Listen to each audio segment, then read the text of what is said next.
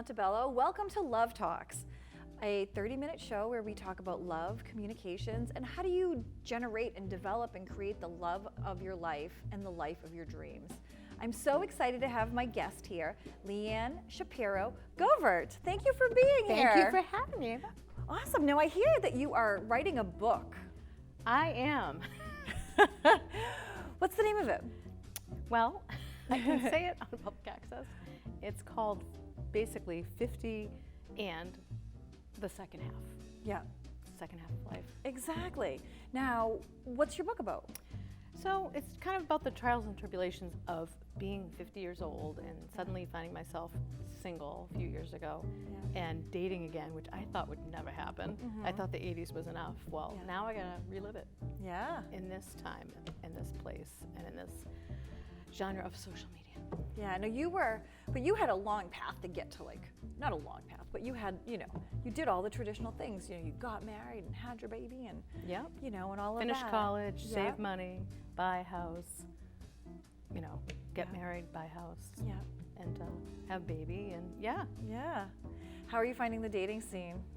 Well, I've been out there. I've been in several long-term relationships, a few short-term relationships. It's a completely different scene because of the social media. Yeah. And the rules of engagement have really changed. Yeah.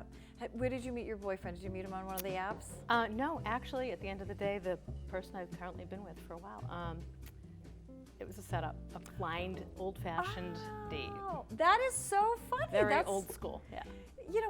In this world of all the dating apps and Match.com and Plenty of Fish and all the ones that all my girlfriends are on, it wasn't until I, kind of gave up on the Tinder and the Bumble and I deleted everything that, I looked across the table and saw one of my friends differently. So I think I have a very, one of our friends tried to set us up and we were both like, oh my gosh, no setups. Yeah. And then in the end, we kind of came to the same decision where we were like, we like each other. It's funny how that works. Well, I think your friends know you better than anybody else. Yeah, but I mean, don't you think that even with dating nowadays, you're dealing with, oh my gosh, am I gonna, I don't know your experience, I've never been married, but I always have the experience of myself of like, oh my gosh, am I gonna screw it up? When am I gonna get sick of them? And, all of those types of things. Those are definitely thoughts. And I have a few very interesting stories in my chapter because you've got the crazies, and I'm not going to give away all the chapter names, but one of them might be called like the player, another one is like the man-child, all these different types of men, and they might look different, but they go into a category for sure. And I kind of explain what that means and my experience with it, how I dealt with it. Yeah. Can you give us an example? Can you give us like the example of the player? The player. Well, the player, you'll know him right away because he comes on like really strong. He can't give you enough compliments, bringing you gifts, trying to show you off, bringing you around, and it's really about him. It's not about you. You feel like it's about you. Yeah. But it's about him. Yeah. And then as strong as it comes on, it leaves. Yep. And then it's over. Yep. You don't even know what you did. And usually he's got a couple in the back burner. In the pipeline. Yeah. What do they call that? Rotational dating. Yeah, looking absolutely. For the others. Have it on the back burner. I mean, I've been guilty of having a couple going myself. Nothing serious. Just like, it's kind of like Goldilocks. I feel like I liken it in my book to Goldilocks syndrome. So this porridge is too hot. This guy's too hot. This guy's too cold. This guy's too ugly. Yeah. This guy, is he just right? Yeah.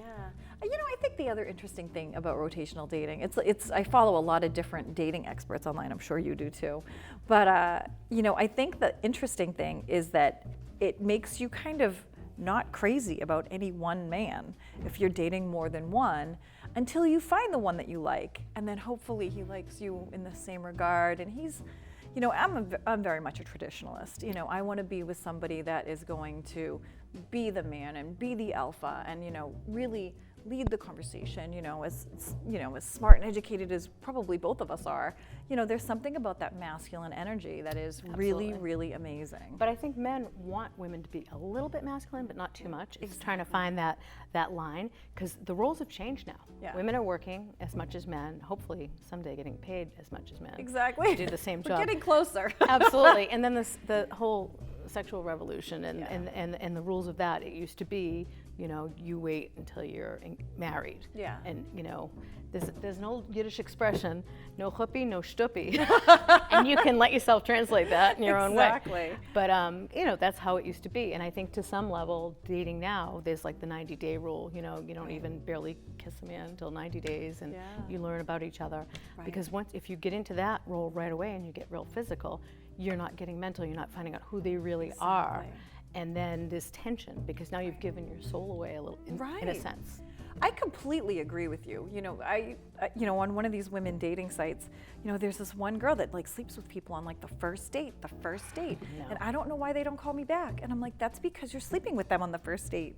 You know, and they're assuming that you do that with everybody, which is what you do, you know. Why you buy the cow it. if you can drink the milk for free? Exactly, exactly. But they're not invested, you know. And I think that that's a really important topic for women, to really make sure that you know that, you know, the man is invested in you. Absolutely. And if he's going to go away because you won't sleep with him on the first night, well, he's not who you want anyway. Exactly. He's probably a flash in the pan anyway. He's a flash in the pan. He's a player. Yeah. It's funny. I was dating this man, and he was like pressuring me. And I said, "You have a daughter." I'm like, "Do you want someone to behave with her like you are?" Horrified him. Yeah, wake up, buddy. You know, and I was like, you better watch out how karma works in the world, you know, and what are you teaching your son? But I find that too, like the nice, lovely man I'm seeing now who's very respectable, and he's in his field, and he's settled, and he's a great dad, and he's great with his mom and his dad. To me, the old-fashioned rules, if you watch a man and how he treats his mother and his father and his children and how he engages, and he'll often ask me advice because the wife ended her part of the you know, with him. She kind of tossed him out and went and cheated, whatever. Yeah. So he feels he's wounded. We're all wounded. Yeah, we're all wounded animals. Even people that are married, there's wounds. Yeah. But he's always, how would you do this? And it's kind of a compliment to think. I'm like, because I always thought, I'm like, oh, well, I got by, but you know, I don't think I'm the best mother in the whole world. But apparently, I know something, and I'm trying to impart that. He's like, well, I'm not a mother, I'm a father. Do I do this? What do I? And it's really interesting to hear that he just doesn't know, but he's trying. And that's a turn on for me. A man that is a good parent and good to his family is a turn on. Right. And those are the men you want. Yeah, I totally agree. You know, and it's funny because sometimes, you know, who you end up with is not who you thought you'd end up with. You know, when I have this painfully long list of what I want in a man, you know, and it's one of those things that are debated on some of these, you know, women talking to women sites, and they're like, oh, throw out your list and work on yourself. I'm like, I've already worked on myself. Right. You know, I'm good by myself. You know. But you could look at your list like we could compare lists. Exactly. Maybe a couple, like now, like today. We should do that. All right, let's, you do 3 and I'll do 3. Okay. So one of mine on my list was I wanted a Renaissance man, a man that's been well-traveled, you know, and well-cultured and understands the cultures around the world. That was one of them. Another one was, you know, loves his family, you know, and I know my boyfriend literally, like his mom is like, I need help, and he's like, I'm there. And I think the other thing is he is someone that is out to play, you know, like he just wants to go and have fun, you know, but at the same time is responsible, you know, so has like the work hard, play hard not kind of serious. thing. Yeah, he's definitely not too serious, That's except important. at work. That's important. Yeah, so those are like probably my 3 favorites. How about your 3 And it's favorites? funny, well, you wouldn't think that, like a lot of women I notice, and I think those are reasonable. Yeah. So a lot of women will put on their like height, you know, ethnicity, stupid things like that don't even matter, or type of work. Yeah. Those, it doesn't matter even what they look like, because to me, if I'm attracted to somebody, if first of all they have to be able to make me laugh. Yep. Number one, Yep. gotta make me laugh, Yeah. because I can be kind of funny and I'm silly and I'm not. Yeah. I'm serious when I need to be, but not. So they gotta make me laugh. They have to be financially independent. Sorry, Yeah. I'm 52 years old. Right. I'm not playing with any brokey brokes. Exactly. as the song says. I can't do it. Right. I've done the poor guy thing. As Yeah. I used to say to my ex-husband, we laugh. We are now good friends. Yeah. So it's just as easy to hate somebody that's friggin' loaded. Right, exactly. But you know, they have to be settled like that, and they Yep. have to be a family person. They Yeah. have to be. It's really important because I love cooking. I'm in the entertainment business. I own an event company. We do all kinds of events. Yeah. So I'm used to putting on parties, and I love to entertain. I can cook and I can put on a great party, and Yeah. I don't want somebody that's in the background like, oh, the people are coming over again. Right. I don't want to have company. I want somebody in the kitchen with me, in the trenches of life in the kitchen with me. I totally agree. You know, and I think it's interesting because I was engaged before, and you know, and I'm very social, very much like you, and love to cook and love to, you know, entertain and have parties.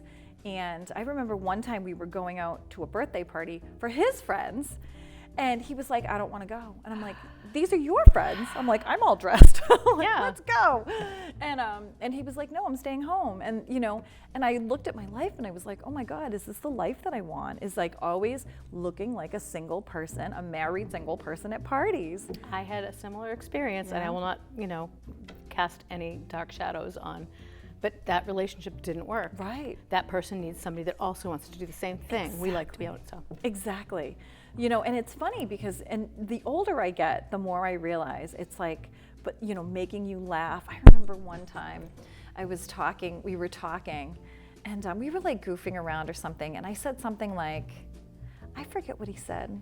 We like, you ever have those like stupid conversations, you know? But they bond you. Yeah, they bond you, but I laughed so hard. I said something like, I don't know, I'm always like, oh, if you were like a bird, what kind of bird would you be? You know, like, you know, I have like a 9-year-old, so he's got the, you know, that type of, you know, and every now and then I'll throw it out there. And one morning, I forget what we were talking about, but he said something like, I'm a tuna fish and you are like, I forget what he called me, like a flounder or something. And I was like, what does that mean? Scandalous, you know? Yeah. And I was like, I'm like a queen fish. He's like, there's no such thing as a queen fish. I'm like, there is now. And we literally have laughed about it like ever since. And I go, yeah, you know what like a tuna fish is? It's like big and goofy and slow. You know, so there's a world where like those stupid, silly things that you connect over are the things that I'm like, okay, you tuna fish. You know, it's like one of those crazy But you can turn around an things. argument. Yeah. With that. Exactly. Like, to me, that's what a relationship can, you know, it needs to be solid and based on, finances and, you know, keeping the house clean and eating right and all that stuff and talking. But to me, those funny moments, that's like when things are like at the worst or, you know, financially or physically, you've got an ailment and you just throw that out there. It breaks up the Exactly. Do you have a good funny story? About that? All right, I'm going to throw it out there. So recently, my guy and I went to Mexico on a trip, and it's probably the first like trip out of the country I've done since I think my honeymoon, sadly. Oh, wow. Oh no, maybe the second. I did another one with a girls' trip, but that didn't count. But with a significant other. Yeah. So long story short, we go to an all-inclusive in Mexico, lovely place, and well taken care of property, and everything was 5-star restaurant. Everything was fantastic, and the two of us just laugh at nothing. Well, first of all, the nightclub we went to, we were like the oldest people there. We were like fossils, and we were doing the Elaine, and we were like, we just thought, because we'd had a few drinks, we just thought we were like the cat's meow, you know? And they were all looking at us, and I'm like, they're not looking at us because we can dance. I'm pretty sure. But there was that moment, and we were dying the next day. Yeah. And then we had another story where there was like a kiddie, not a kiddie pool, but a like float around the world type pool. We could just, you know, the lazy river. Yeah. And I have a torn rotator cuff because of my event business and lifting, blah, blah, blah. Yeah. So I can never do anything. So I get in the tube. But I can't get out of the tube. Oh my goodness. No, like, and your bum is stuck in the tube. My butt's stuck in the tube. My arms are like this. I'm a pterodactyl. Right. And then there's this giant mushroom, and I just get stuck and sucked into it. It's like a kid mushroom with water coming out of it. Oh my goodness. I get stuck in it. Now, normally, somebody I dated for a while, who's Captain Serious, I called him, would have been like, my lady wouldn't get stuck in a tube under a child's mushroom. I could just hear his voice. And instead, my guy's going, he just left me there. He laughed and he swam away. He watched me struggle through but it's a dumb moment. Yeah. But that part of the vacation, I think that was my favorite moment in the vacation. Yeah. It's just those silly moments. Yeah, you know, there's just something that's so refreshing when you can like just be yourself, you know, be your authentic self, and you know, you let your guard down. And I said to my boyfriend just recently, I'm like, I could like say anything to you. Yes. And I was like, that's really weird. With no judgment, you know, and I know like in the past, you know, it doesn't matter, you know, you could have been on one date with them or known them for, you know, 10 years and then started dating them, but there's still a whole pretense, I think, in a lot of dating where you're like, I need to be on the up and up, I need to impress, and I can't be human, you know, I can't, you know, do embarrassing things or say stupid things, or, you know, I know my tummy hurts. And sounds happen. Exactly. What's that? Oh, nothing. That must be a bird. Exactly. That's the cat. It was a dog. It's the dog. It's the cat. Exactly. What was that sound? Oh, nothing. I'm not hungry. I'm a woman. We're not hungry. We're never hungry. We don't eat. We're not hungry. Exactly. And and it's funny because like, then you get to someone and you're like, you can literally say anything. Anything. Do anything. Yeah. And I was like wondering, I'm like, is it a function of my age or the place in life, or is it him, or is it us? And I don't know. I know. I was wondering that. I think we have learned something in our how many years, how many decades. All right, we're not going to go there. We're only 21. Again. Yeah, a Again. few times. But I do think that. I think you evolve, and I think you don't care about the things you don't care if your friends, if your girlfriend's mad.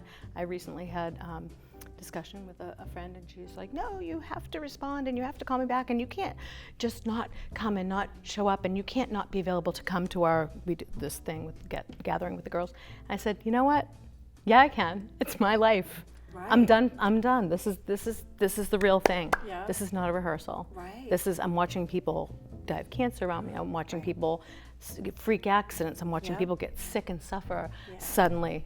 Right. This is it. You don't want to harm anybody. Always do nice things, but it's okay. Selfish means, yes, self, put the mask on you first. Exactly. Ish means sometimes when I can help, I will. Exactly. Nothing wrong with taking care of yourself. Right. That's a great way to put it. That is a great way to put it, because I think so often women are like last on their own list. I know for me, you take care of the kid, and you take your family, and you take care of, boyfriend and work and your clients, and just recently I basically, went underground for a little while because I was. You quit? No, I did. Yourself? I was hiding out. No, I wasn't feeling well. My apartment was making me sick. So I was dealing with like kind of an environmental crisis. Yeah. And like literally I talked to one of my clients today and I'm like, I'm so sorry. I'm like, I'm back. I'm feeling better, and my living arrangements are better now. And it's interesting because you don't know, and he was so gracious, So I think that there's also that world of like continuing, like exactly like you said, is you can still take care of yourself and still have that grace, And well, they teach you when you go on an airplane, they show you all these safety measures. They always say, like, put the mask on yourself first. Exactly. And then you can help others off. Right. Like if you're in an emergency exit or whatever. Right. And that's so true to life. Yeah, yeah. If you're passed out on the floor, you're not doing anyone any good. You're not doing anybody, yeah. If you're dead, you really can't help. Now, what had you want to write this book? I noticed that there's not a lot of help out there for like single moms and women going through a change in relationship status. Yeah. Like, I am lucky enough that I have a large network of different groups of friends from different parts of my life, and I think the divorce rate is like 60-something%. Yeah. It's like 68% now. I think it was like 50 when I got divorced 7 years ago. Yeah. But there was no real help. I joined a divorce support group, and there were people on both sides, but people that left their marriage, people that were left, and it showed all how to take care of yourself, how to talk to the kids about it, how to deal with your bills, ways to, and we all networked and helped each other out. Wow. And it was quite wonderful, and nobody really knew about it, so it was recommended to me by one of my friends. Yep. Who went through 2 divorces. Ooh. So he was like the first part. As soon as things happened, I went, hey, we're going through this now. What do I do? Right. Join the group. So I kind of want to write it. It's kind of a self-help book to know you're not crazy. Yeah. Yes, I've gone through this too. I've had a player. I've had a guy named White Sox. I've had a guy that's like I've had the White Sox and sandals. Thankfully, not the sandals, but I tried to go to camp today in White Sox and sandals. Let me take the socks off. No, don't do that. Although I think the kids do that now. But the chapter, I forget, what do we call him? The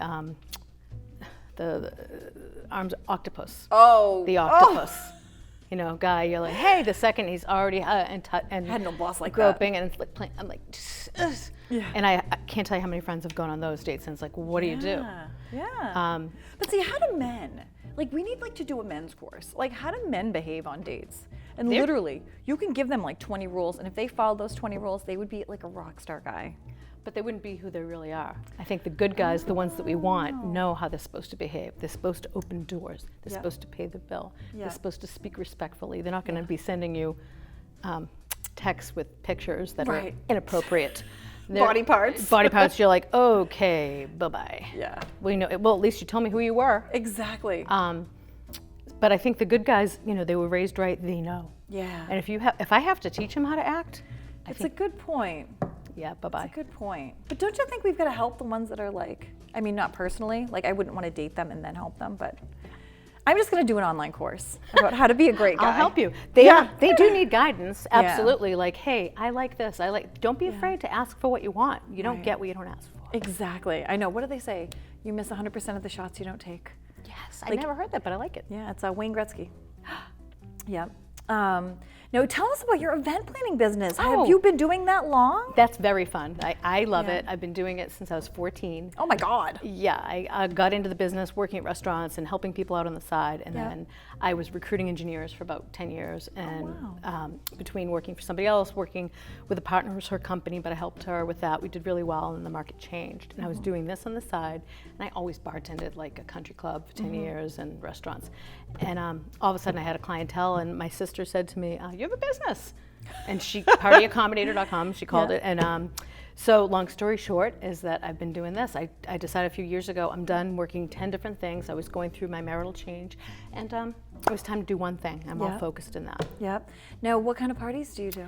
Corporate events, house parties, weddings, funerals, coordination, staff. Yep. We bring in all the pieces, balloons, flowers, anything somebody might need. Yep. I brought you a sample of my flowers today. I know, the flowers are beautiful. I was like, perfect prop for one of my show. florists.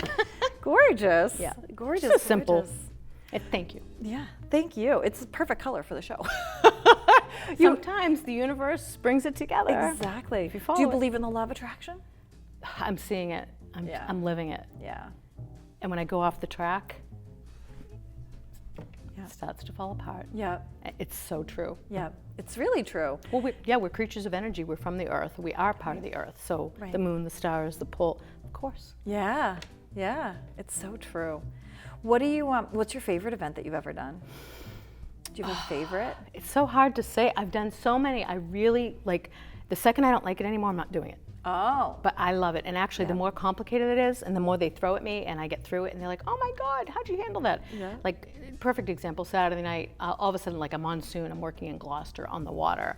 Oh. And they're like, oh, it'll pass. Well, let me tell you, on the water in Gloucester, monsoon, coming in like sideways, cats, dogs, whatever. Yeah. And they're like, oh, just move the bar, then we'll move it back. I'm like, I'm not moving the bar like 3 times. Right. And I am not standing here in the rain with Right. Gloucester fishermen. Exactly. But we made it happen. Did you wear a big yellow raincoat? Had I known. Exactly. No, I was soaking wet, and I don't have the best hair to get wet. I just turned it to Donna Summer. Yeah. So we moved it, and it went fine. And actually, I prefer to work in the cold and the rain, but it just doesn't look. It's hard. So we did that. But my favorite one, 50th birthday party. They were 2 doctors, prominent doctors in Boston, and it was both their 50th birthday and their 25th wedding anniversary.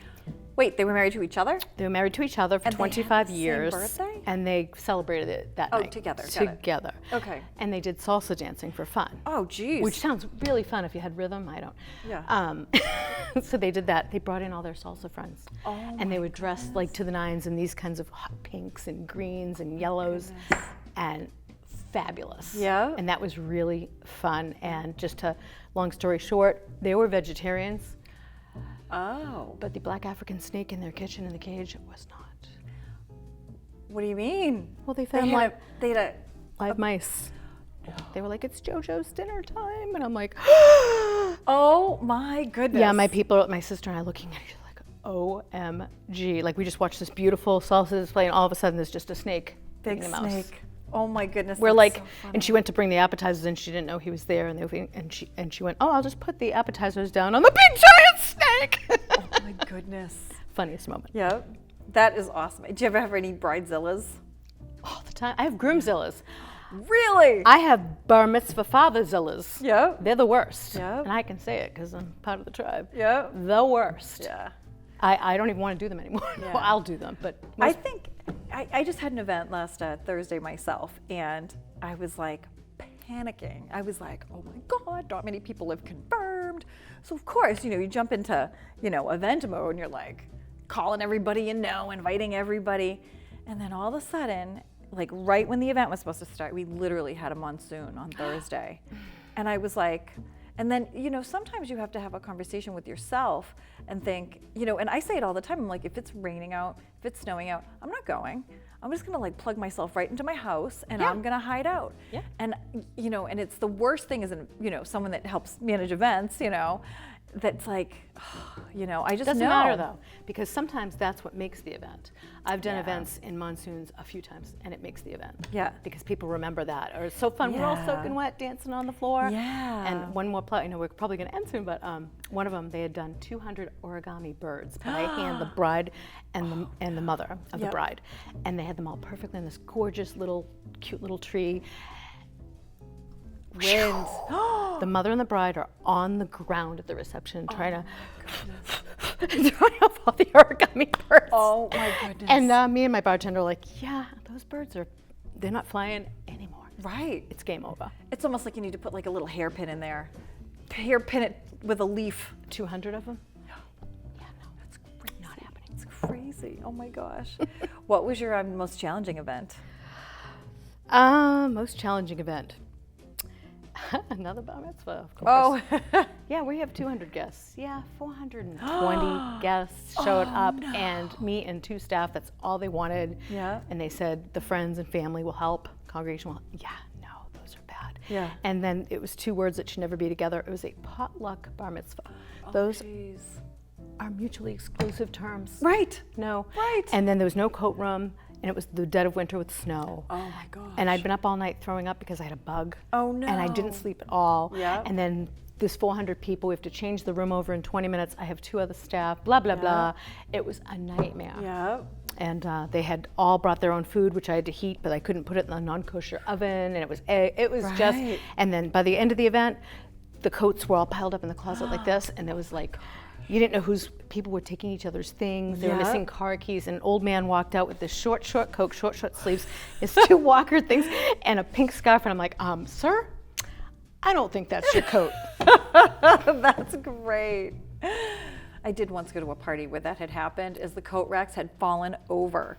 And I was like, thank God my keys. I take my one key and I put it in my purse.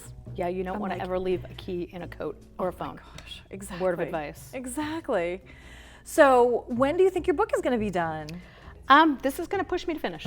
Okay. So I will give you a date soon. Awesome. I am hoping by the winter. Awesome. Yeah, definitely come back with All your right. book. We can lay them all out. Fun. Well, thank you so much for being here. It's been awesome having you. I love it. And, definitely when you have your book, come on back. And thank you so much for watching Love Talks.